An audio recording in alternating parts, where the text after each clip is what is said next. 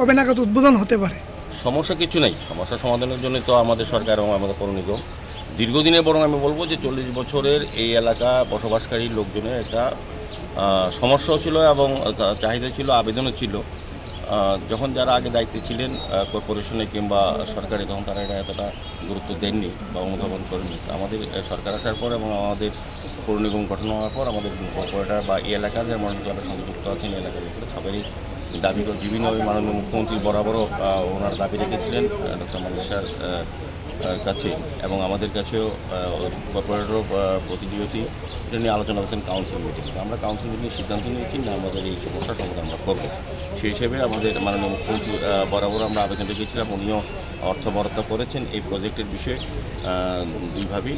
আমরা কাজ শুরু করেছি প্রায় শেষের পথে। কিছু কিছু এলাকা যারা বসবাস করে এই পুকুর পাড়ে যারা আছে, এই নাগরদোলার এই যে পুকুর বলা হয় পরে ক্লাব সংলগ্ন, তো এটাতে আমরা কাজে অধিকাংশ কাজটা করে ফেলেছি। তো আজকে এরা একটা পরিদর্শনে এসেছি, কাজটা অগ্রগতি কতটা হয়েছে। আমাদের এক্সিকিউটিভ ইঞ্জিনিয়ার সাহেব আছেন, আমাদের কর্পোরেটর তিনি যে জোনাল চেয়ারম্যান, আমাদের কিশোরবাবু, প্রত্যেকেই এই এলাকার লোকের সঙ্গে কথা বলেছি। তো আমার মনে হয় আগামী 1 মাসের মধ্যে আমরা এটা ব্যবহার করার জন্য এই এলাকার লোকের কাছে তুলে দিতে পারবো। সার্বিক কিছু কিছু সমস্যা থাকে, অনেকে দেখলাম যে গেটের বিষয়ে একটা আছে, তা আলোচনা করেছি, যেখানে আমরা বলা হয়েছে, নির্দেশ দেওয়া হয়েছে যে 5টা বা 4টা বাড়ি পরে একটা গেট থাকবে। বাড়ি বাড়ি গেট করা যাবে না, কারণ এখানে আমরা বসার ব্যবস্থা আছে, পার্কে মানুষ ঘোরার ব্যবস্থা করা হচ্ছে, আলোর ব্যবস্থা করা হবে। সার্বিকভাবে পার্কটাকে সুন্দরভাবে এই পুকুরটাকে সাজিয়ে তোলা হবে সরকার করে। ঠিক আছে, আজকে পরিদর্শন এসেছে। কত টাকা কস্ট ছিল এই প্রজেক্টের?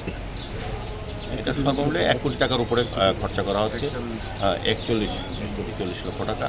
এটা মাননীয় মুখ্যমন্ত্রী আমাদেরকে স্পেশাল ফান্ড দিয়েছেন, আমাদের পৌর নিগম আমরা সহযোগিতা করছি সার্বিকভাবে।